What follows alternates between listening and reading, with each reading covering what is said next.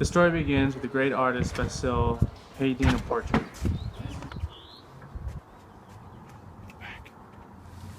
Lord Henry. Basil! My friend, Lord Henry. How is it doing? Doing good. How did you think of my portrait?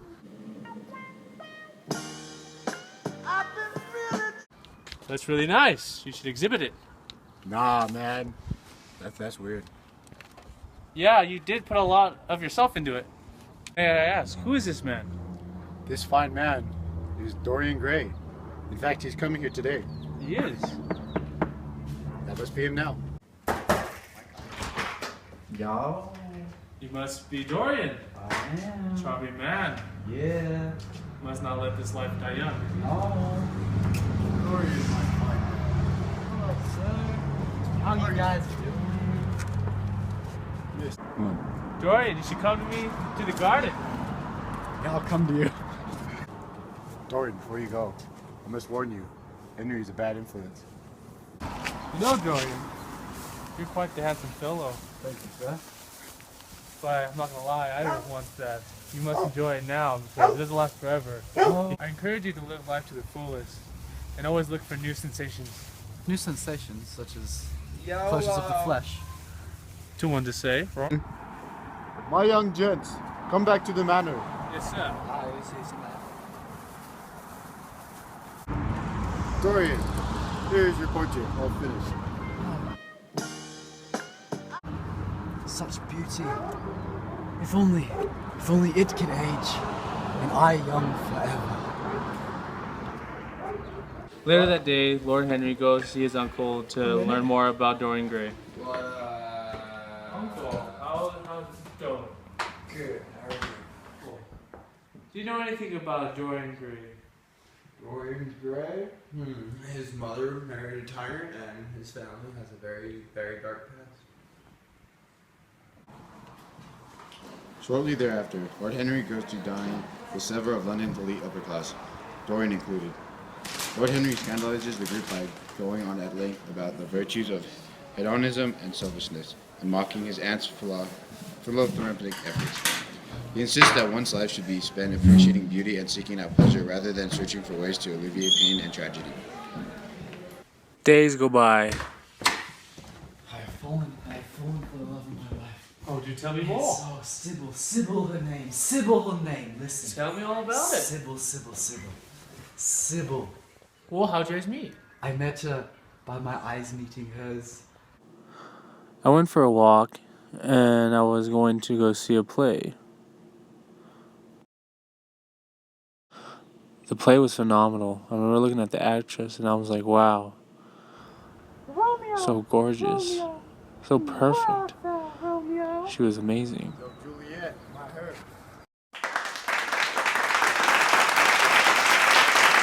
After seeing many of her performances, he was invited to go see her backstage.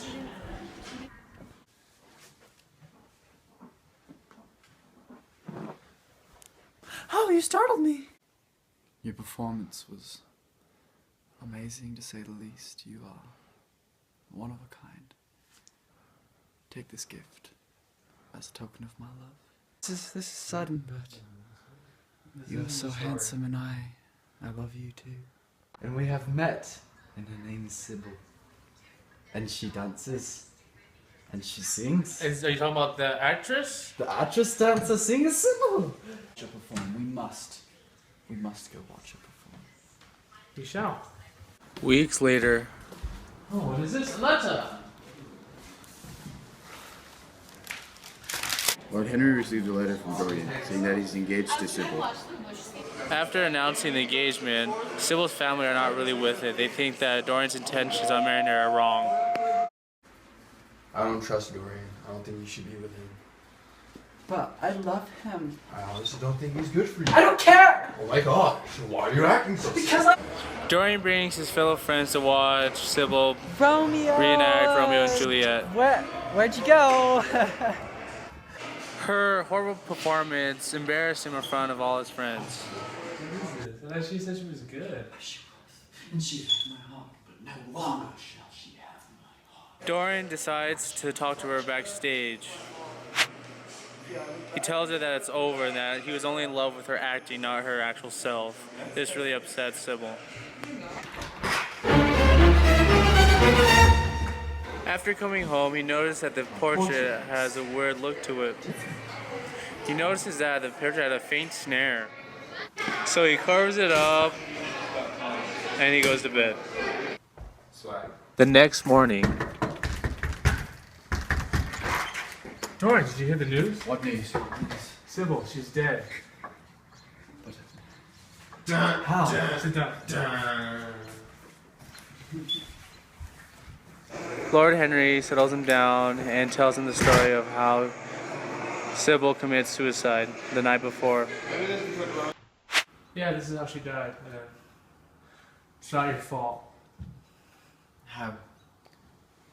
How is it not my fault? I stripped my love from her. Dorian reflects that this incident is a turning point in his existence, and he resolves to accept a life of eternal youth and infinite passion. Later, Basil comes to comfort Dorian. Dorian, Yes? I'm so sorry for your loss.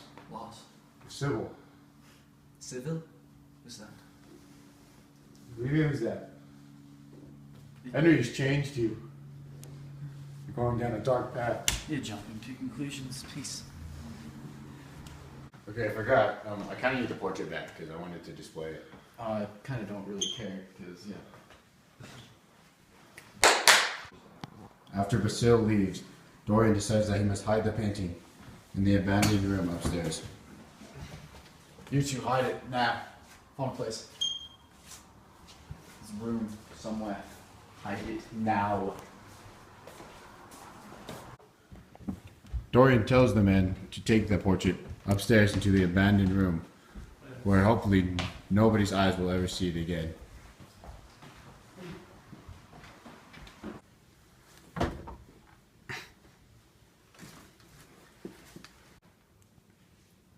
Dorian then receives a book from Lord Henry. This yellow book contains the story of a young man who decides to focus on the beauties in life. This intrigues young Dorian, changing him forever, making him go down a path of evil. Years pass, Dorian remains young and beautiful, but he's trailed by rumors that he indulges in dark, sordid behavior. Most people cannot help but dismiss these stories, since Dorian's face retains an unblemished look of purity and innocence.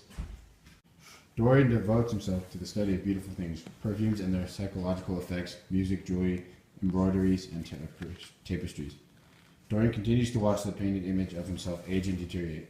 Somewhat, the sight of this portrait fills him with horror, while the other time he reflects joyfully on the burdens that his body has spared.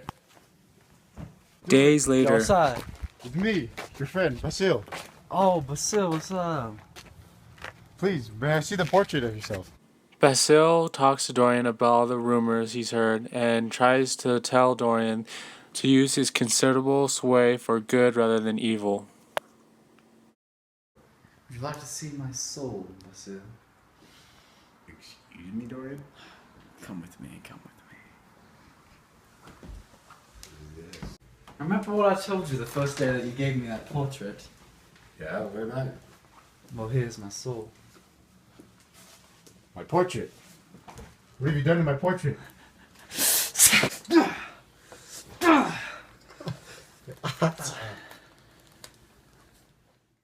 After the murder, Dorian sneaks out of the house and comes back later to seem like he was never there. One of the servants tell Dorian that Basil stopped by, but he says it's too bad he missed him. Too bad I missed him, man. The next morning, Dorian had to figure out a way to get rid of the dead body. So he calls for an old friend. Alan Campbell. So, Campbell, I kind of murdered somebody and I need you to take care of it for me. Murdered somebody? Yes. I will not be involved in murder. I would blackmail you. You must be involved now, so you know. You leave me no choice, do you? None at all. Fine, have it your way. But this friendship is over. Well, Dorian, my work here is done. Good.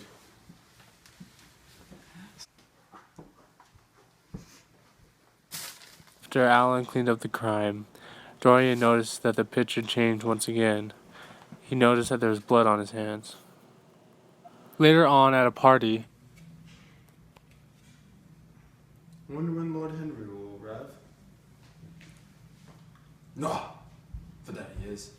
Hello. Good man he is. Hello, indeed. Bring it in for a brother handshake and chest bump. Where have you seen Basil? Nope, I was nowhere last night. Oh, let's do it. Nope. Why so suspicious? Is the devil's bargain leaving? Bye, Prince Charming! After being called Prince Charming, Sybil's brother James assumes that it's the same guy that was with his sister. You're far too young for the one I'm looking for. Yeah, Dorian's been young for like 18 years. He hasn't aged in years. So dude, we need to kill him. I had him in my hands, dude. Dorian entertains guests at his estate at Selby. He talks with Lord Henry, the Duchess of Monmouth, and her husband. They discuss the nature and importance of beauty. The Duchess criticizes Lord Henry for placing too great of a value on beauty. The conversation turns to love. Lord Henry maintains that love, like life, depending upon repeating a great experience over and over again. Dorian agrees and excuses himself from his company. Dorian! What happened? Oh my gosh. What's going on? The window? There's a guy for me. There's no one there. After the incident of seeing the face in the window, Dorian Gray stays in his house, scared that James Vane will come out and kill him. Dorian Gray comes along with a couple of hunters hunting for hares. You trust me?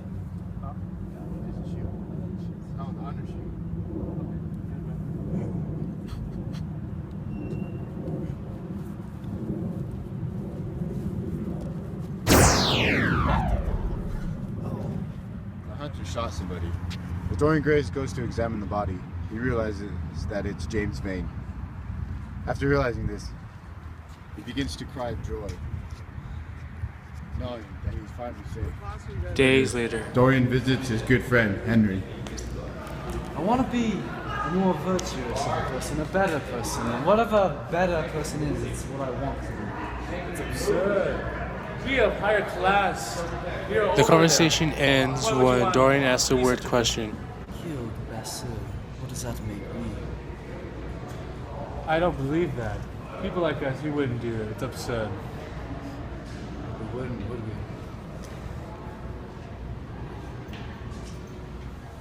After Dorian tries to change his ways, he goes back to Portia to see if his soul was ever clean. But it smiles, displaying that he was just a hypocrite. This is not what I have been. This is not what I've been trying to become. Why? The hypocrite am I. The hypocrite I am. The hypocrite no Standing longer! the portrait and Dorian switched. Later, two of Dorian's servants see a dead body. They don't know who it is, till they notice the ring on the finger. Oh my gosh, it's Dorian!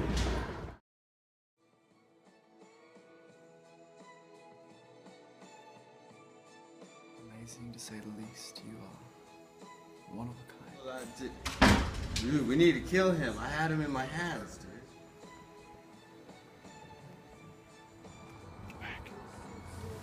Lord Henry,